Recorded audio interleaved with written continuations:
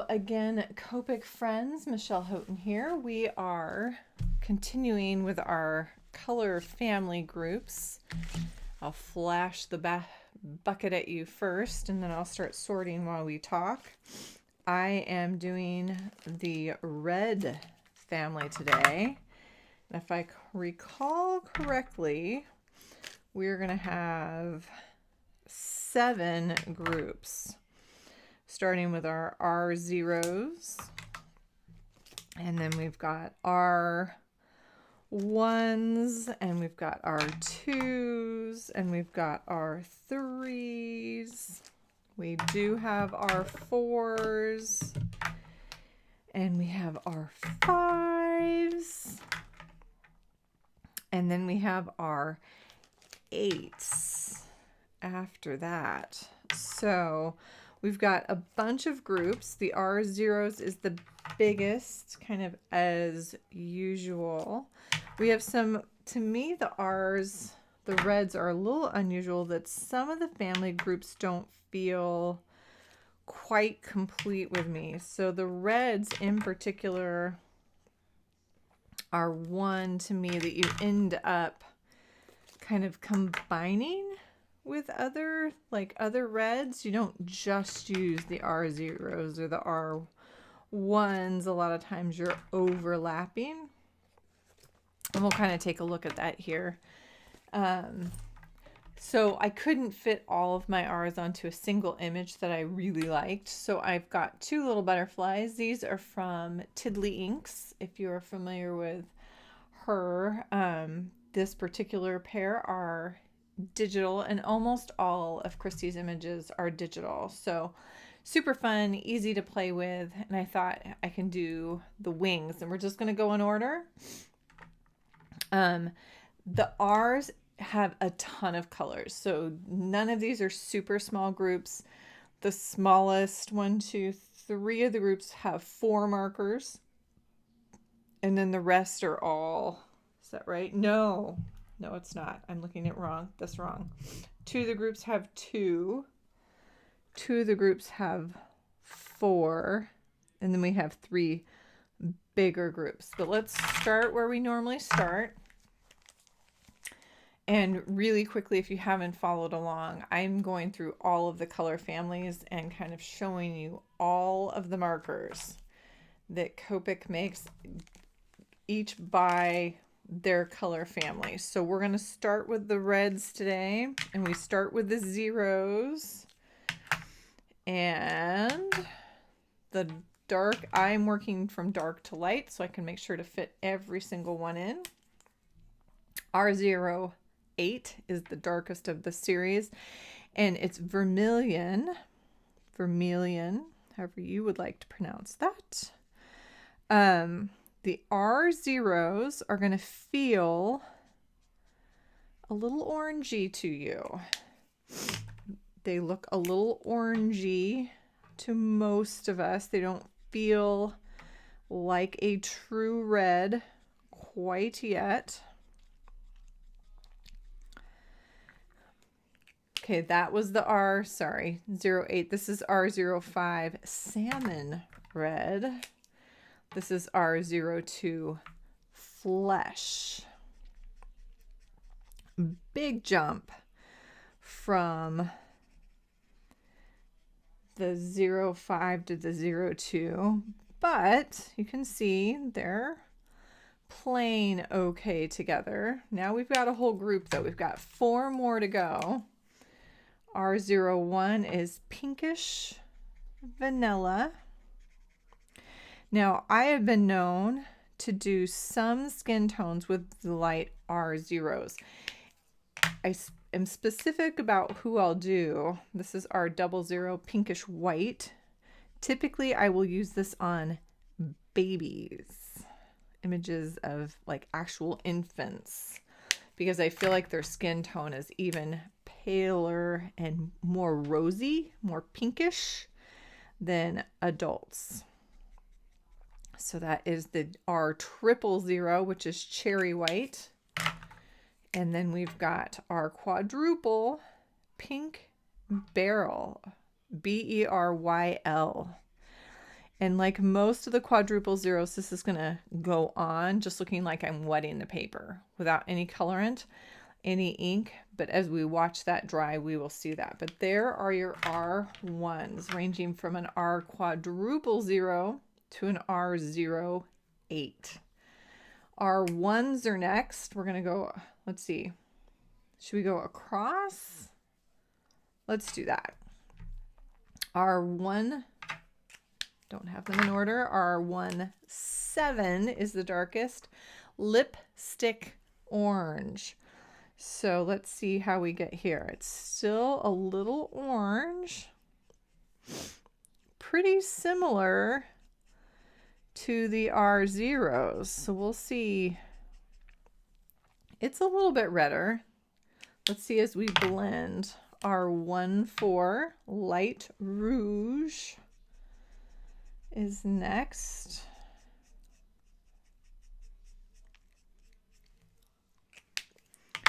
R12, the cap is really off on this one. Light tea rose. We'll see though. Maybe it is accurate and this is a jump.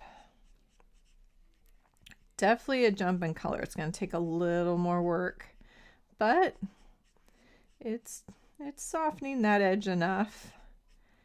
But it's definitely going peachier. And then R11, the cap goes to a pinkish, more pinkish tone again. Pale cherry pink.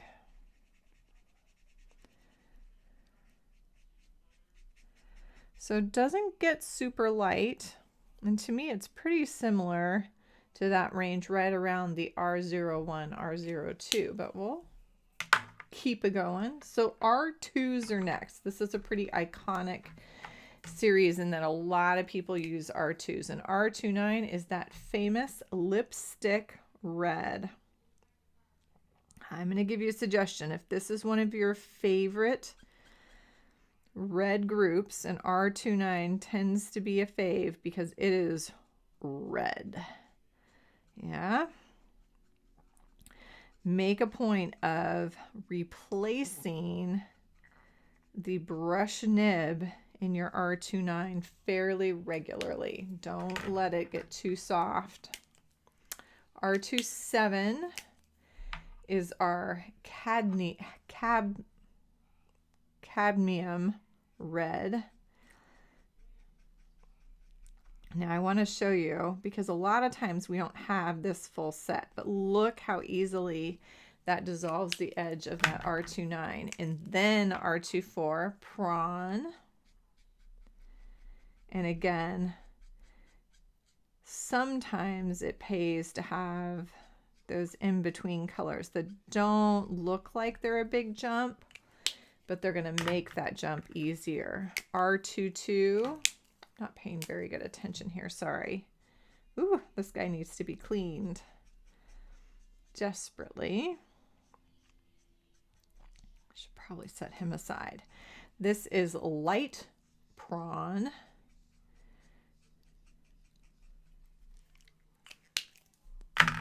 R21 is, what is that? Sardonyx. That's a new word to me. Sardonyx. But you can tell the difference from 0, 1 to 2. We've definitely gotten into the red zone. This is the 2-0, which is blush. But we've cooled it down. So we have our warm reds in the 0s and 1s, and we've already cooled it down in the 2s. So 3s, we're going to start with an R39. We're just going to keep moving, And look how much cooler this already is. To me, it almost feels like there's violets already entering in, but it's just cooling it down. And then, oh, and that was garnet. And then R37, carmine. pull that out a little further. R35 is next. This is Coral. Not a pretty color. It's funny, the 3.9 to me is super cool, and by the time you get to this 3.5, it's a little bit warmer. R32 Peach. Big jump here. Now, obviously, I'm working extremely fast from color to color, and that's making a big difference on the blendability. I'm also working on a glass mat these days, and that is helping. R30 Pale Yellowish Pink. This goes nice and pale. Now the R30, some of our other 30s have been part of that anniversary set. The R30 exists. So it was in the anniversary set, but this is one that everybody can get their hands on. But notice the transition again to even a cooler set of colors. So we've made it all the way 0, 1, 2, 3. We're going to jump down here to the 4s. There are only 2 R4s. This is R46. It's called Strong Red. Now I will tell you, I use the R46 in conjunction with the R3s. The reason for that is I feel like it warms up some of these early tones of the R3s and actually makes them a little stronger. I feel like sometimes that R39 and 37 are a little weak, and the R46, I layer it right on top and it kind of warms it up and makes them a little more oomph. This is an R43. Oh my gosh, I have no idea what that says. B-O-U-G, can't even read it. A-I-N, I don't know. Anyone? Not sure how to pronounce that, but okay, I'll look at it later, see if I can pronounce it. And waited too long because this is a harder blend. Shoot.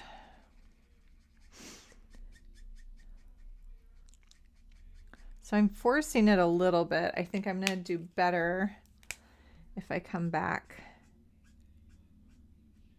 This is where the R's, look at what I'm doing to myself. I'm adding so much ink in order to get it to blend. I am going to get some bleeding on this one. That's okay. Okay, so these are the R4s. Still gives us a really good picture, and I probably left a little bit of a puddle. Oh, I'm leaving a few puddles. That's okay. So those are my R4s. There's only 2 of them.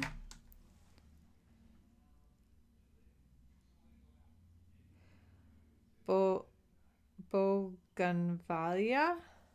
That doesn't even sound like a word. So the R5s, there are 2.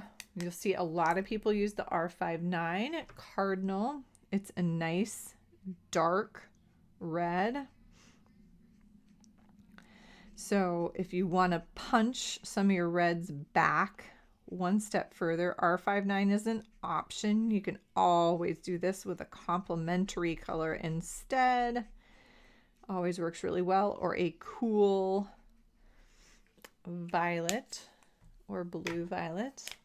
This is R56, which is called Current. Notice a huge jump again. The R4s and the R5s don't have much rain, but look how desaturated we've gotten and how cool we've gotten by the time we hit those R5s. We definitely can see those saturation levels, and it's so clear in the red family, which I love, because some of the families it's not, kind of jumps back and forth, where the red gets cooler and cooler and cooler and grayed and grayed and grayed. R8s, dark red.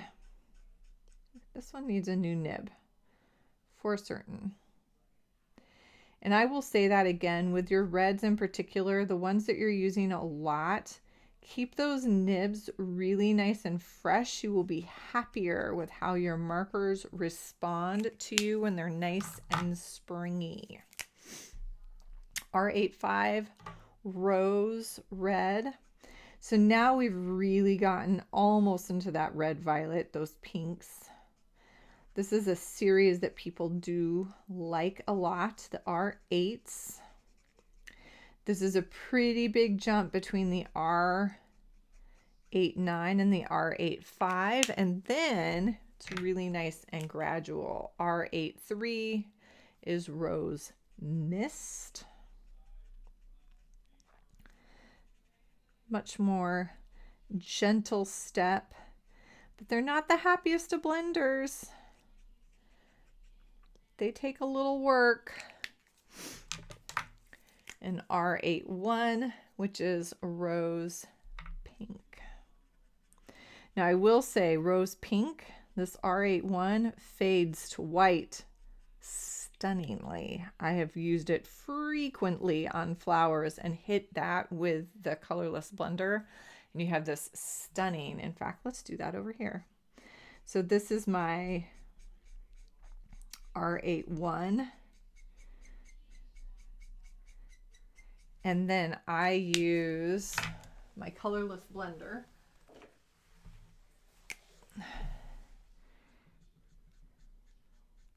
and hit that edge and push back into that a little bit. And it just butter melts. And you get this beautiful, that there aren't a lot of markers that end in that number 1 for value, or 1 or 2 that can do this.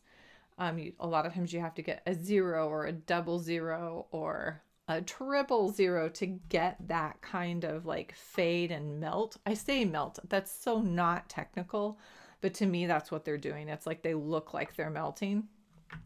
The R8-1, thumbs up, double thumbs up, triple gold star. It fades to white. So when you're looking for a color to do that, that's a little different than just your BG000 or B000.